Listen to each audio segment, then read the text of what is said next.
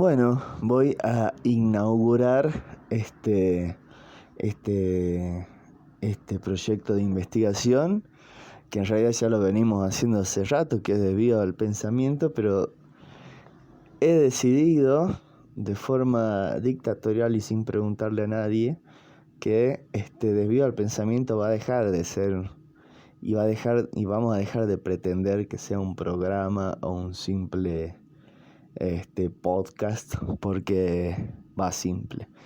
No es para nada simple hacer un podcast, ¿no? Pero que sea solamente un podcast, porque en realidad lo que nosotros hacemos cada vez que grabamos es un trabajo de investigación increíble, aunque no parezca y aunque no se note, investigamos mucho y aparte somos todos investigadores los que estamos acá participando. Tengo el honor de que se ha unido mi amada y querida Gabriela Becerra, que aparte de ser estudiante avanzada de filosofía, maestra jardinera, emprendedora, pensadora de todo, es mi compañera, lo cual me hace muy feliz. Así que ya somos tres miembros fijos de lo que es debido al pensamiento, que a partir de ahora empieza a ser un proyecto de investigación. ¿Tenemos el aval de alguna institución como proyecto de investigación? No. ¿Nos importa tener el aval de alguna institución como proyecto de investigación? Tampoco. Así que básicamente recuerdo que el objetivo de este proyecto de investigación independiente es buscar autores o autoras poco leídos, poco difundidos, e incluso encontrar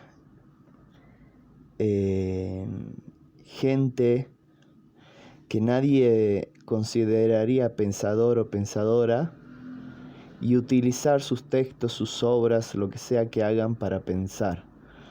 Es decir, ya cortarla de seguir filosofando con Platón y Aristóteles. Está todo bien con ellos dos, pero bueno, ya está. Agarrar cualquier cosa, como puede ser un escritor de cuentos, como puede ser un artículo en una revista, como puede ser un video, como puede ser cualquiera. Lo que a nosotros nos interesa es pensar, y sinceramente yo hace rato que no estoy leyendo filosofía canónica, estoy leyendo autores que no se llamarían filósofos, pero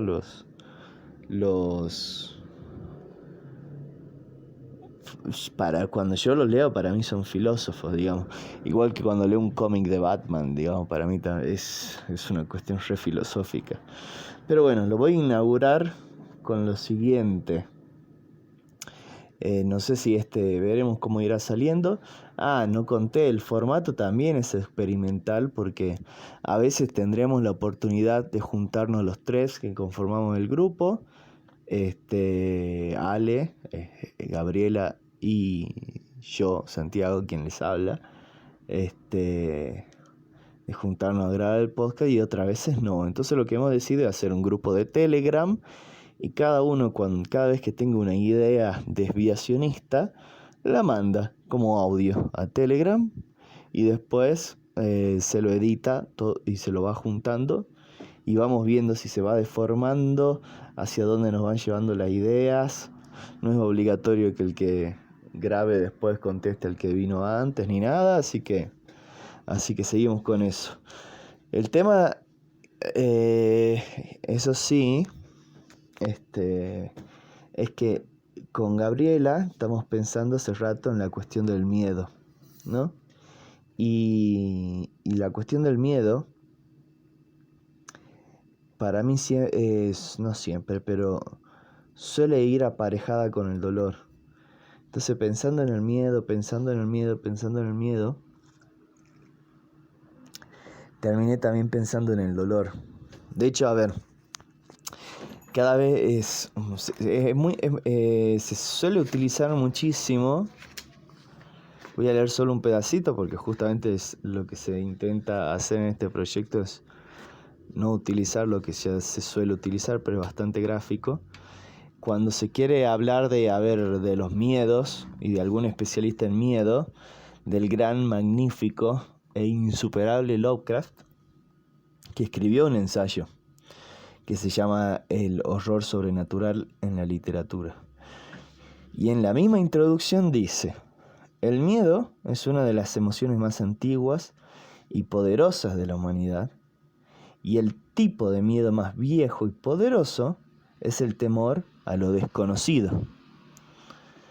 Entonces, suele citarse esta frase, pero yo le agregaría algo, porque no es simplemente el temor a lo desconocido, lo cual no quiere decir que Lovecraft esté errado. Lovecraft nunca va a estar errado. Pienso que hay otra cosa a la que le tenemos miedo, que no es solamente lo desconocido, y es el dolor. Le tenemos un gran miedo al dolor. Estoy grabando esto en etapas post-COVID y pienso, ¿no? ¿Por qué nos poníamos barbijo? ¿Solo por miedo a morir y a lo desconocido de la muerte? ¿O porque sabíamos que era una muerte más dolorosa, terrible, y todos los dolores que tenías que pasar si no te ponías ese barbijo, digamos? Entonces, creo que el miedo más antiguo no es solamente el miedo a lo desconocido, sino también el miedo al dolor, ¿no? Y el miedo al dolor es el miedo al mismo tiempo a la enfermedad. Y como humanidad siempre el miedo a la enfermedad nos ha llevado a la búsqueda de la salud, solo que somos medio torpes para buscar la salud.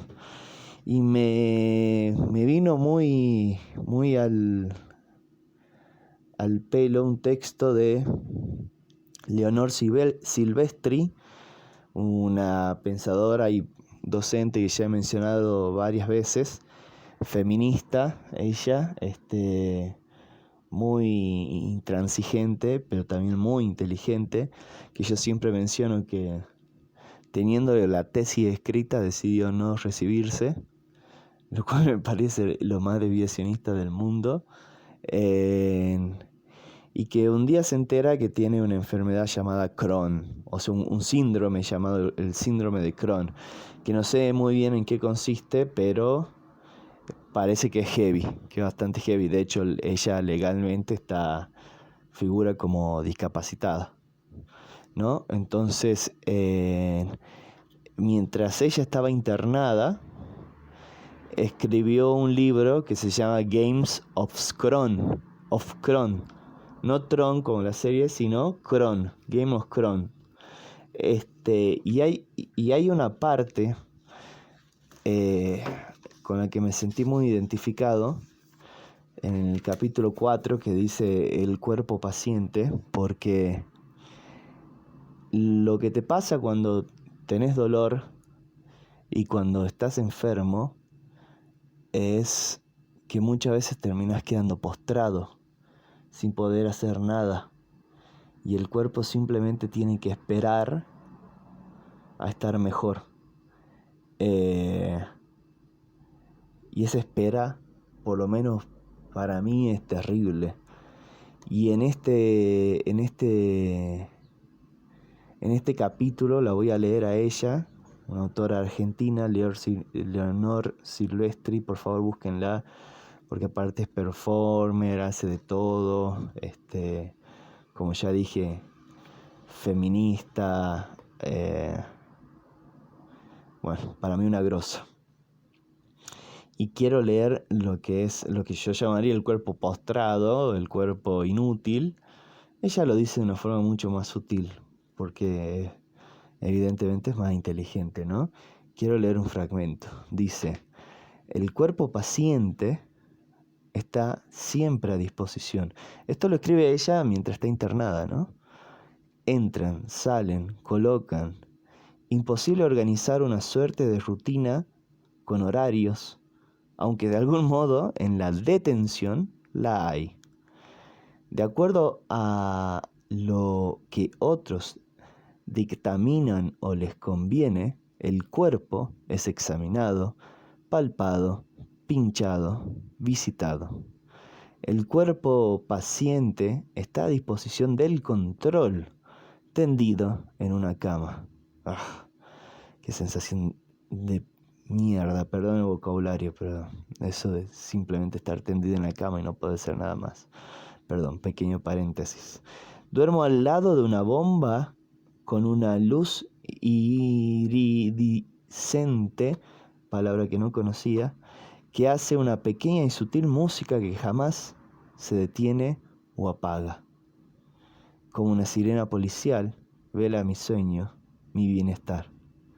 El cuerpo paciente está echado a la espera, aguarda que le toque y le manipule esta medicina humanizada de privilegiada.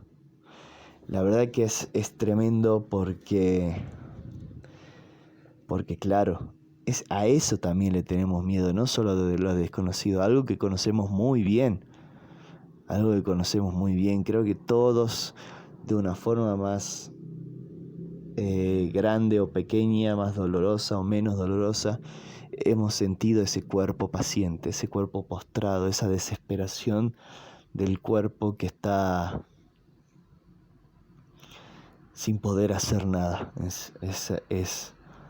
Para mí eso es una sensación horrible y para mí ese es un miedo tan antiguo como el miedo a lo desconocido que plantea Lovecraft, ¿no? Lo cual me lleva también a un cuento de mi querido Poe, ¿no?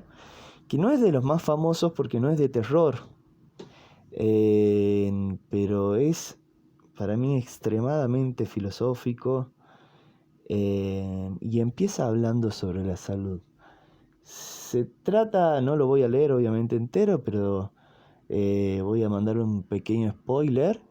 No, porque no voy a decir el final, pero se trata simplemente de un hombre que se acaba de curar de una enfermedad y está en un café y ve la multitud, ¿no? Una multitud que hay, que está en la ciudad, ¿no? Si no me equivoco, creo que era en París. No sé, no me acuerdo. Bueno, ya lo veré cuando lo lea ahora. Pero bueno, ve una multitud y de repente se obsesiona con un hombre, ¿no? Que está en medio de la multitud. Y lo empieza a seguir, y a seguir, y a seguir, y a seguir, y a seguir. Y nunca lo alcanza. ¿No será quizás esa salud lo que nunca alcanzamos? ¿O no será quizás el miedo a no alcanzar esa salud, ese miedo tan antiguo que está junto a lo desconocido? Solo quiero leer el principio de este cuento de Edgar Allan Poe, que se llama El hombre en la multitud. Voy a leer fragmentos del principio. Hay ciertos secretos que no se dejan expresar. Hay hombres que mueren de noche en sus lechos, estrechando convulsivamente las manos de espectrales confesores, mirándolos lastimosamente en los ojos. Mueren con el corazón desesperado y apretada la garganta a causa de esos misterios que no permiten que se los revele. Una y otra vez, la conciencia del hombre soporta una carga tan pesada de horror que solo puede arrojarla a la tumba. Y así, la esencia de todo crimen queda inexpresada. No hace mucho tiempo, en un atardecer de otoño, me hallaba, ¿no? Pero antes se escribía así, me hallaba sentado junto a la gran ventana que sirve de mirador al café, bla, bla, bla, bla, en Londres. Londres, dije París recién, era Londres, obvio. Tiene más sentido para un cuento de Poe que se desarrolla en Londres. Después de varios meses de enfermedad, me sentía convaleciente y con el retorno de mis fuerzas. Notaba esa agradable disposición que es el reverso exacto del ennui. Bueno, este es un concepto filosófico que me voy a saltear. El solo hecho de respirar era un goce. Acá sería muy fácil caer en Epicuro, ¿no? Que para Epicuro el placer no era comer algo rico o hacer algo rico, sino el solo hecho de que no te duela el cuerpo o que no te duela el alma ya era placer. Pero bueno, Epicuro, aunque lo ame, está bastante dentro del canon, así que voy a intentar evitarlo en este proyecto. No es que Poe o Silvestri sí, o Lovecraft estén fuera del canon, pero pocas veces se lo utilizaría quizás, por lo menos en donde estamos como pensadores. Yo lo estoy leyendo como si estuviera leyendo un libro de Kant. Perdón por decir Kant. No, está todo bien con Kant. Si hubiese dicho Heidegger estaría peor. Ahora se están agarrando los pelos todos los heideggerianos. Si es que había alguno escuchando. Pero sigo. Bueno, a empezar porque me desvié. El solo hecho de respirar era un goce. E incluso, de muchas fuentes legítimas del dolor, extraía yo un placer. Sentía un interés sereno, pero inquisitivo, hacia todo lo que me rodeaba. Con un cigarro en los labios y un periódico en las rodillas, me había entretenido gran parte de la tarde, ya leyendo los anuncios, ya contemplando la variada concurrencia del salón, cuando, no mirando hacia la calle a través de los cristales velados por el humo. Dicha calle era una de las principales avenidas de la ciudad y durante todo el día había transitado por ella una densa multitud. Al acercarse la noche la afluencia aumentó y cuando se encendieron las lámparas pudo verse una doble y continua corriente de transeúntes paseando presurosos ante la puerta. Nunca me había hallado a esa hora en un café y el tumultuoso mar de cabezas humanas me llenó de una emoción deliciosamente nueva. Terminé por despreocuparme de lo que ocurría adentro y me absorbí en la contemplación de la escena exterior. Y bueno, no voy a seguiré leyendo el cuento entero, pero se termina obsesionando con un hombre. Ahora, no sé qué habrá querido decir Poe, si habrá querido decir lo mismo que estoy diciendo yo, pero poco me importa, porque lo que me importa es lo que estoy intentando decir yo. Justo un hombre enfermo o que acaba de salir de una enfermedad o está en esas todavía, se obsesiona por empezar a perseguir a un hombre en la multitud. ¿No será la salud, ya sea física o psíquica, ese hombre en la multitud que nos está faltando como sociedad? No sé, quizá me desvié demasiado, pero era la idea. Creo que a la hora de hablar sobre el miedo, a uno se puede pensar muchas cosas, ¿no? Pero no podría evitar no relacionarlo con Clarice Lispector y Mariana Enríquez. Brevemente les comento quiénes son ellas. Clarice Lispector es una escritora brasileña que originalmente nació en Ucrania, pero vivió toda su vida en Brasil. Igual viajó por muchos lugares. Estudió abogacía, ejerció como periodista y bueno, es una mujer que escribió mucho, demasiado. Su estilo era un no estilo. Bueno, Clarice se describía ella misma a su literatura como un no estilo. Por eso revolucionó tanto el campo de la literatura en el siglo XX, eh, porque realmente lo que ella hacía era algo sin ataduras, que se acomodaba al lector, que lo interpelaba, que podía lograr que el lector la odie, porque hay personas que no les gusta para nada Clarice, la forma de escribir de Clarice, y hay otros que la aman. La verdad que es una autora muy especial.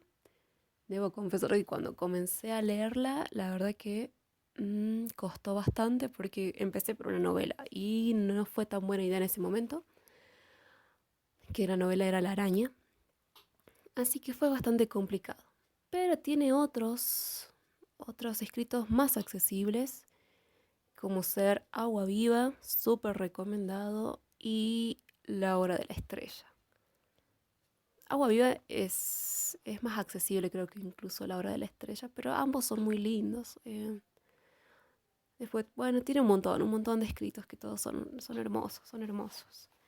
Pero lo que hace Clarice es inventar su propio lenguaje y transformar el sentido de la palabra y mostrar el otro lado de la escritura. Y si hay algo que se observa en la mayoría de sus escritos, es interpelarse sobre la escritura, ¿no? Sobre lo que significa escribir, eh, qué es escribir, qué es lo que uno hace mientras escribe, uno es consciente de que está escribiendo.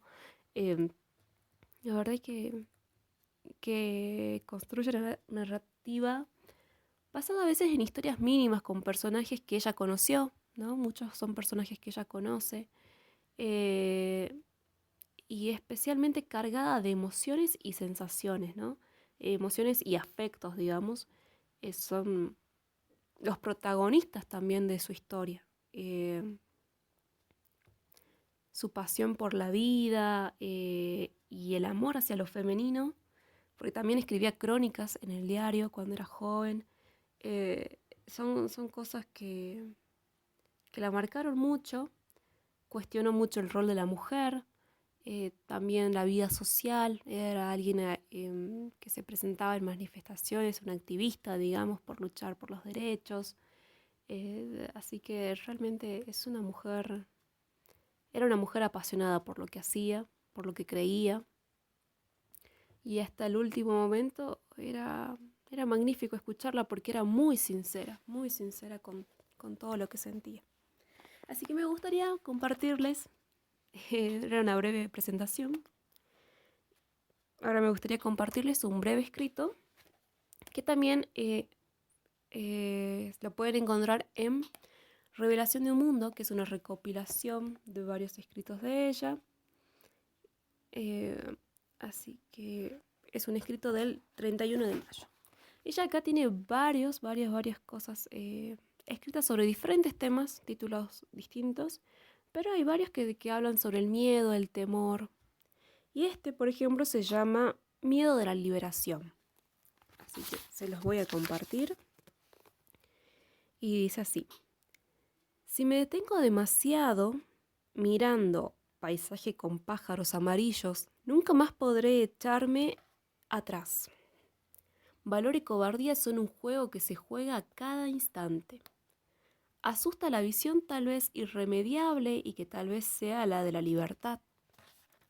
El hábito que tenemos de mirar a través de las rejas de la prisión, la comodidad que trae aferrarse con las dos manos a las barras frías de hierro. La cobardía nos mata, pues existen aquellos para quienes la prisión es seguridad, las barras un apoyo para las manos. Entonces reconozco que conozco pocos hombres libres. Miro de nuevo el paisaje y de nuevo reconozco que cobardía y libertad estuvieron en juego. La burguesía total se derrumba si se mira paisaje con pájaros amarillos. Mi valor, eternamente posible, me amedrenta. Comienzo incluso a creer que entre los locos hay quienes no lo están. Y que la posibilidad, la que verdaderamente es, no es para ser explicada a un burgués cuadrado. Y a medida que la persona quiere explicar, se va enredando en palabras. Podrá perder el valor, estará perdiendo la libertad. Pájaros amarillos no pide ni siquiera que se lo entienda. Ese grado significa más libertad todavía. No tener miedo de no ser comprendido. Mirando la extrema belleza de los pájaros amarillos, calculo qué ocurriría si yo perdiera por completo el miedo. La comodidad de la prisión burguesa tantas veces me golpea la cara y antes de aprender a ser libre, yo todo lo aguantaba, solo para no ser libre. Creo que es muy claro lo que está diciendo acá. Eh, Valor y cobardía, ¿no? Dos cosas que siempre entran en tensión. A ver, entran en tensión, podemos decirlo, pensándolo así, cuando estamos en ese entre de nos animamos o no nos animamos a enfrentar ese miedo, ¿no? Porque creo que cuando uno se le presenta el miedo, a las personas se les presenta de diferentes formas. Hay distintas variables, podríamos decir, ¿no? Y, y ese miedo depende de cada uno de nosotros cómo lo enfrenta, lo soluciona o lo prolonga hasta que decide solucionarlo o no. Y yo creo que Clarice habla acá de este cuadro de Klee, cómo ella ve que, que no hay que tener miedo por por no ser comprendido, ¿no? Dice, eso significa ser libre. Ante una sociedad en la que siempre se nos está juzgando por todo lo que estamos haciendo, en la que todos exponemos también, ¿no? Uno decide también exponer todo. Y hay otros que no deciden exponer todo, pero igual se lo está vigilando constantemente. Acá creo que Santi diría algo así como que no nos dejemos engañar porque vivamos en democracia, ¿no? Porque puede ser una falsa democracia y, y en realidad todo el tiempo estamos siendo vigilados. Y me podría imaginar todo lo que diría Santi en este momento, que bueno, que sería hermoso si él lo dice. Pero vivimos en una sociedad en la que constantemente somos juzgados por todo lo que hagamos. Y que algunos pueden salir libres de eso y otros no, ¿no? Pero cuando volvamos al punto, que era cuando entra en tensión el valor y la cobardía. Cuando estamos en ese entre de decidir si enfrentamos ese miedo de una vez o nos gana la cobardía. Yo creo que cuando uno se enfrenta al miedo siempre está latente la tensión. Siempre, porque una vez quiere intentar, ¿no? Y gana uno o gana el otro o se mantiene en esa disputa por un buen tiempo. De sentirnos cómodos, ¿no? Como dice ella, de quedarnos en esta zona de confort, de quedarnos a través de de esta cárcel, por decirlo de alguna forma, como dice ella, donde los barrotes, las barras frías de hierro, mejor dicho, como lo dice ella, sirven para sostener nuestras manos. Cuando esas barras frías se vuelven parte de la comodidad de uno, cuando esas barras frías se vuelven normales, ¿en qué momento aceptamos que eso sea normal? Es realmente grave. Ella se está dando cuenta que la mayor parte de su vida, y no solo la de ella, sino de la de todos los hombres, se basa en la comodidad de dejarse estar encarcelado, limitado constantemente. Y a veces por uno mismo, ¿no? Porque uno mismo está aceptando estar detrás de esa barrera. Y donde todos paremos a veces creer que... Creo que esta frase, la última frase de la que dice también, la comodidad de la prisión burguesa tantas veces me golpea en la cara. Me golpea en la cara y algunas de esas veces reaccionaré. O solamente reaccionaré la primera vez que me golpean y después lo doy ya como algo normal, bien, viene la cachetada de siempre, o sea, ya está. Y ahora que sigue la cachetada, y ahora que sigue la cachetada, y así sucesivamente. Y, y no, ¿qué pasa cuando cuando un día decís, che, no tengo ganas de que me golpeen en la cara, no tengo ganas de ser parte de esta comodidad, que no puedo evitar no pensar en la democracia en todo esto, en la falsa democracia, en la comodidad de vivir en una prisión constantemente? ¿Cuánto miedo da salir de la zona de confort, no? ¿Cuánto miedo da experimentar lo nuevo? ¿Por qué? Porque lo nuevo nunca sabemos si nos puede ir bien o nos puede ir mal. Entonces, como dirían muchos, mejor malo por conocido que bueno por conocer. Y esto de ser cómodos eh, también nos lleva a pensar que yo no puedo tener una comodidad gratuita. Yo algo estoy entregando a cambio, siempre. Y esto que estoy entregando a cambio sin darme cuenta, a veces, es mi libertad. Y,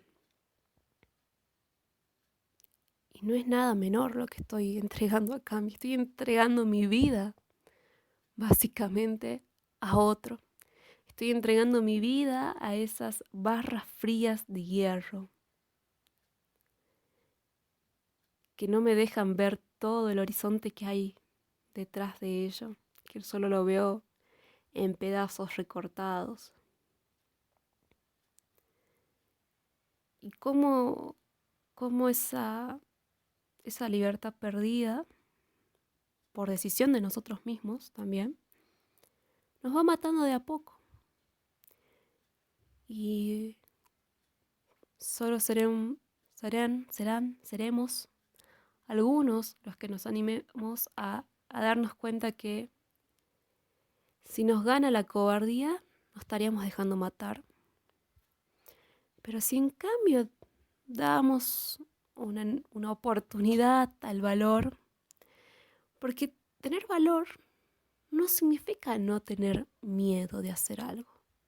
Significa que con el valor, uno con miedo y todo, lo hace, se anima, porque acepta que puede haber consecuencias malas al hacerlo. Pero también hay una posibilidad de que algo bueno ocurra después de eso, ¿no? Como por ejemplo aprender a ser libres, que no es nada fácil tampoco aprender a ser libre. A lo largo de la historia se nos ha enseñado a ser esclavos, a ser adoctrinados constantemente, eh, a soportar siempre todo lo que los demás nos digan, nos ordenen, nos pidan que hagamos, ¿no? Entonces, como dice ella, yo antes de darme cuenta de que podía ser libre, todo lo aguantaba. Aguantaba todas las cachetadas y la falsa comodidad que me brindaba los burgueses cuadrados, ¿no? Solo para no ser libre. Pero ¿qué cambio puede haber detrás de aquel que se deja ganar por el valor, ¿no? Que decide intentarlo una vez más. Y esto de zona de confort, que estaba diciendo, esto de una prisión y la comodidad, ¿no? Que nos vende, la comodidad de la prisión burguesa, como lo dice ella, que nos vende el capitalismo, que nos vende la democracia, que nos venden muchas cosas, que se nos vende a diario, que consumimos constantemente, me trae a colación a Mariana Enríquez. Porque esta relación que les quiero mostrar, compartir desde mi humilde pensamiento,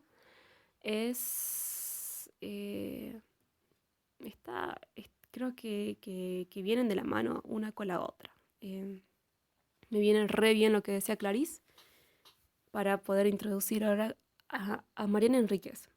Porque Mariana Enríquez es una de las escritoras del momento, es uno de sus mejores momentos realmente. Tiene una escritura desenfrenada e incluso tiene convenciones narrativas que parecerían que están lejos de lo académico, que eso también nos encanta acá, en el grupo. Nos encanta esto, todo lo que está lejos de lo académico, mostrar que a veces los pensadores no son solamente los filósofos nombrados como tales, sino que filósofos y pensadores hay muchos, ¿no? Es una amplia variación de personas que no son reconocidas como tales, pero bueno, acá con Clarice Lispector y Mariana Enríquez creo que se suman dos nuevas escritoras que tienen mucho que decir y mucho por mostrar, o que Clarice Lispector en su caso ya mostró mucho, porque ya murió hace mucho tiempo. Y Mariana Enríquez, no, Mariana Enríquez es una escritora argentina de terror que también está revolucionando mucho los límites de la literatura. Tiene una influencia, para quien les guste, les cuento esto, de escritores norteamericanos como Lovecraft, Stephen King. Los otros nombres no me acuerdo muy bien, mi pronunciación será mala, así que perdonen. Pero uno es John Harrison y el otro es Shirley Jackson, algo así. Así que bueno, los invito a leer a Mariana Enríquez. Seguramente alguna vez tal vez escucharon algún escrito de ella. Los que están los más famosos en estos momentos son Los peligros de fumar en la cama, Las cosas que perdimos en el fuego. Y si no me equivoco, el otro también es una novela, Nuestra parte de la noche, si no me equivoco, ese es el otro título. Que tiene muchas cosas, muchas cosas, eh, que también son recopilaciones. Por ejemplo, en Los peligros de fumar en la cama, ella tematiza ahí sobre el terrorismo de Estado. En Las cosas que perdimos en el fuego también habla sobre la pobreza urbana, la violencia machista, igual que Clarice. No sé, tienen muchas cosas interesantes para explorar y leer. Así que bueno, se las recomiendo. Y bueno, nosotros hablábamos recién de Clarice sobre esta comodidad, ¿no? La comodidad de la prisión burguesa. Y ella, lo que a mí me gusta de Mariana Enríquez es que lo han hecho varios, ¿no? Mariana Enríquez hace el prólogo a uno de los libros de, ¿cómo se llama? Los Elementales, que es una joya del terror también. Lo caracterizan muchos así. Yo lo leí y está bueno también. Y bueno, en este prólogo que le hace Mariana Enríquez al libro de los Elementales de Michael McDowell, si no me equivoco se pronuncia así, habla por qué las casas embrujadas suelen ser un escenario frecuente para mostrar el miedo o el terror, ¿no? Y la respuesta que ella da es simple y clara, digamos, es porque las casas es un lugar en el cual nosotros nos sentimos protegidos, donde a veces solemos pensar que, que no hay, que nadie nos puede atacar ahí adentro. Casi una respuesta unánime podríamos decir que es eso, ¿no? Hay otros lados que no, que no es así, que la casa sería el último lugar a donde quisieran estar. Pero bueno, pensando desde este punto de vista, es la casa como el lugar donde somos protegidos. Y, y el miedo ataca ahí en lo cómodo, en lo protegido, en lo ya conocido, ¿no? En donde supuestamente no nos están haciendo daño. Como por ejemplo, claramente lo dice Clarice, en esas cárceles. no hay miedo porque ya conoce todo lo que sucede. De cierta forma está protegida de algo que no es así.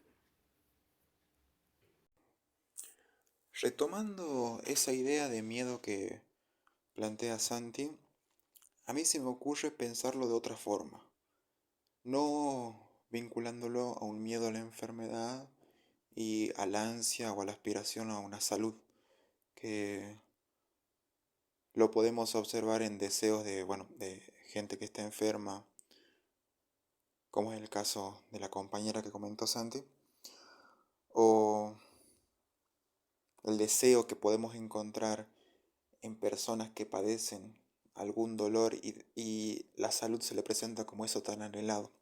A mí me parece que también el miedo puede funcionar de otra manera. Y esto específicamente por la formación que tengo, no lo veo como algo meramente negativo, como algo que se puede pensar solamente como un aspecto de oposición a algo. A mí me parece que también el miedo puede funcionar en tanto afirmación. Y me explico en qué pienso esto. A ver, en la formación que he tenido he visto o me interesa estudiar no solamente saberes canónicos o ni siquiera canónicos, conocimientos, saberes filosóficos, eh, sino que también me interesa otro tipo de devenir del pensamiento, que en este caso utilizo la palabra pensamiento a propósito, porque me parece que ciertas prácticas y ciertas actividades, pongámosle así, de la vida cotidiana, o prácticas de la religiosidad o de la espiritualidad popular, o prácticas de pueblos nativos, también me parecen que nos pueden llegar a eh, invitar a realizar una reflexión filosófica. No creo que solamente se pueda filosofar, bueno, ahí estaremos totalmente de acuerdo en la idea de este podcast, a partir de filosofía propiamente dicha, sino que me parece que también se puede filosofar a través de otras prácticas, actividades y mecanismos. En este caso pienso yo, mecanismos de lo que casi no estaría de acuerdo, pero me parece que es una palabra coloquial que sirve, de las prácticas populares. ¿Y a qué me refiero con esto? A ver, uno cuando camina por las calles de una ciudad, cuando caminas por las rutas, cuando va a algún pueblito alejado de esta ciudad, ¿a qué me refiero esto? Cuando transcurre esos espacios que están como territorializados por las personas, encuentra que hay ciertos elementos, a mí me gustaría decir ciertos símbolos, que las personas utilizan. Por ejemplo, pueden utilizar grutas o adoratorios a ya sea un santo o a una virgen que sea oficialmente reconocido por la Iglesia Católica, pongámosle San Cayetano o la Virgen del Valle, suponiendo que exista. Sino que también podemos encontrar otro tipo de divinidades que son igual y totalmente poderosas para las personas que creen en ella, como puede ser el gauchito Gil o la difunta Correa, por mencionar a dos que en Argentina son muy conocidas. ¿A qué me refiero con esto? Ahí encontramos un símbolo en la calle que para las personas tiene igual de poder que lo puede tener el Dios cristiano. Y no me interesa pensar si Dios existe o no, o si esa divinidad existe o no, o si hay un poder real ahí. Realmente eso no me importa. Lo que me importa es cómo funciona eso en, ni siquiera en la psicología de una persona, sino cómo funciona efectivamente en la ontología relacional en la que nos encontramos. Una persona que le pone una ofrenda a alguna de estas divinidades de la calle, no está pensando que eso es una ofrenda y que es contradictorio con el principio de causa-consecuencia de la lógica tradicional. Está pensando que si hace eso va a obtener algún beneficio de esa divinidad. Y ahí es donde a mí me parece importante la idea del miedo. Cuando se le pone un cigarrillo al Gauchito Gil, no simplemente se le pone para obtener algún beneficio en el día, o cuando uno se persina o se santigua delante de una iglesia, sino que a veces, en muchos casos, esto se hace para intentar evitar que pase algo malo en ese día, que le pase algo malo a algún ser querido, o que le pase algo malo a uno mismo. Entiéndase ese algo malo como que te vaya bien en el día, que te vaya mal en el día, o por supuesto el extremo, la muerte propia o de algún ser cercano. Y es así de radical, o sea, no le dejamos un cigarrillo al Gauchito Gil eh, para para sacarme la lotería a la tarde, sino que en el caso del Gauchito Gil se le deja el cigarrillo, en muchos casos, para que ese día eh, no acontezca una tragedia. Y ahí es donde encontramos el miedo. Y el miedo sirve como una práctica positiva, no negativa, una práctica afirmativa. Porque a esa persona que cree, a esa persona que eh, utiliza esas ofrendas en la calle, no cree que eso sea una falsedad, no cree que eso sea una mentira, que sea simplemente mito y creencia, sino que cree que en ese gesto ya se está pensando, ya se está reconfigurando su propia ontología. Dicho de una manera mucho más fácil, al dejarle una ofrenda a cualquier santo callejero, se está diciendo, le tengo miedo a algo, pero ese miedo que tengo no es algo que me va a detener. Ahora bien, no me detiene, pero sí me asusta. Y aunque me asuste, al menos quiero estar acompañado. Entonces les dejo el cigarrillo al Gauchito Gil para que al menos, si es que me va a pasar algo o si es que me puede pasar algo, al menos esté acompañado en este caso por el Gauchito Gil. Entonces ahí no hay un aspecto negativo del miedo, sino que el miedo sirve como un aspecto positivo y un aspecto relacional, dije yo hace un ratito. Y va a ser relacional porque pone en vínculo no a la humanidad con la humanidad misma, porque acá el Gauchito Gil, lo dije hace recién, es una divinidad, que en este caso no está reconocido por la Iglesia Católica, pero no importa, porque para las personas que afirman esta creencia, el Gauchito Gil tiene tanto poder como puede tener el Dios cristiano. Entonces, ¿a qué voy? Es una lógica relacional porque pone en conjunción a lo humano, con este caso lo no humano, que es una divinidad.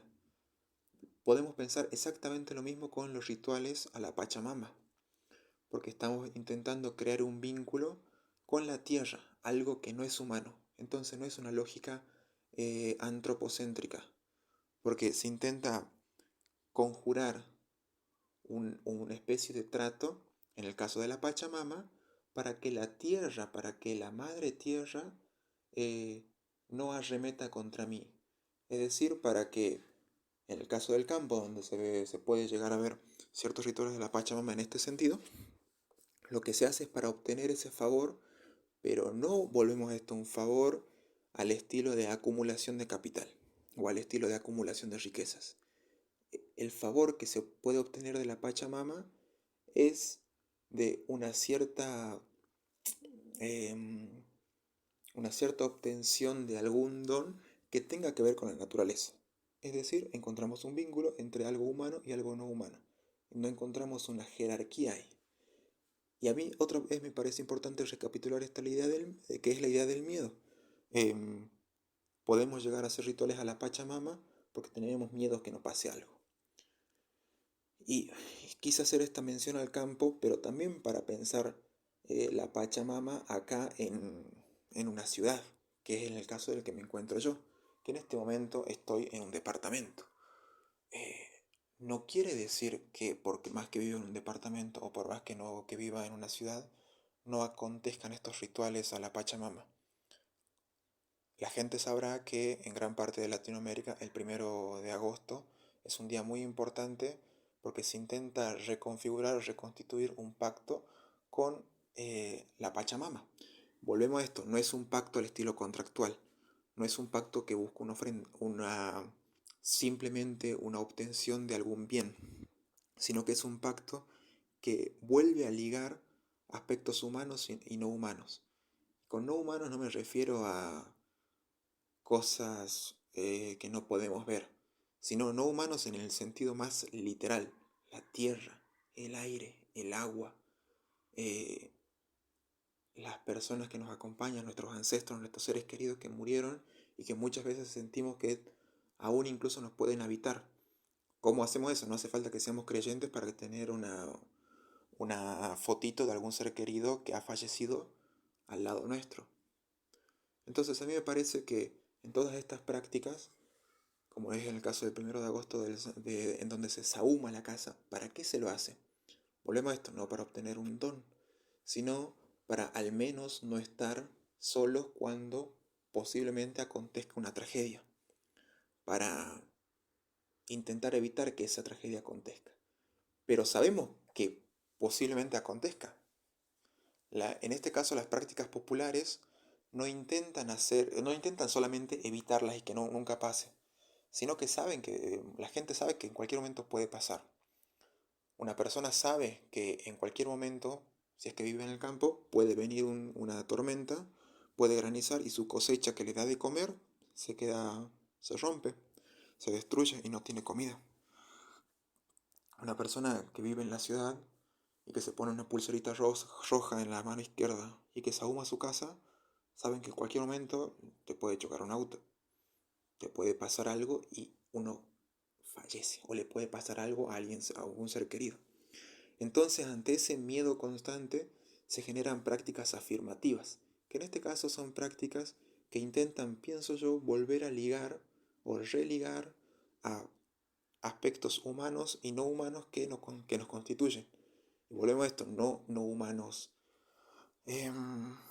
como aquello que no podemos ver o algo que está en una realidad que no es la tangible, sino todo lo contrario, aspectos no humanos que son totalmente tangibles: tierra, viento, los mismos objetos que utilizamos, los seres queridos que nos acompañan o los animales que nos acompañan.